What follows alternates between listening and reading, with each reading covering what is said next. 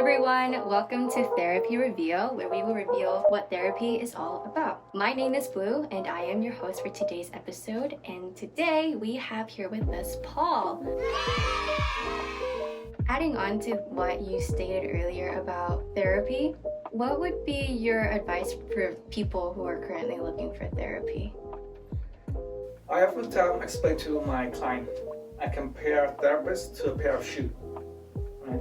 Mm-hmm. And I explain to my client that, let's say I give you a pair of shoes that's expensive, $100,000 worth, but it doesn't fit you, it's not the color you like.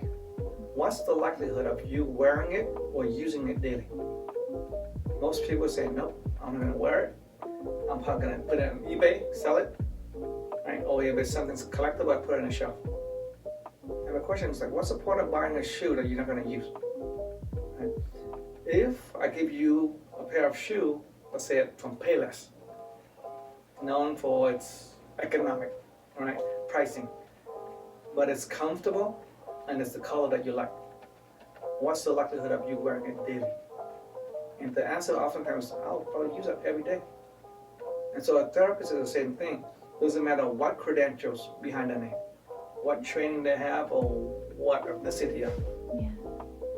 If they are not the right fit for you, most likely it's not appropriate and you won't want to come back.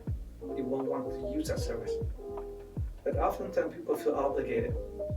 They feel, especially within the Asian community, where it's conflict avoidance and they don't want to challenge authority figure. And so even if they disagree with the provider or the therapist, they will still feel obligated to come back. And even if they disagree with what the therapist recommend them to do, they won't say no, they won't say, oh, I won't do that. They'll probably say yes, yes, yes. Once they leave the therapy office, they're not gonna apply what is learned or taught within therapy. Do you have any final remarks before we close for today's episode?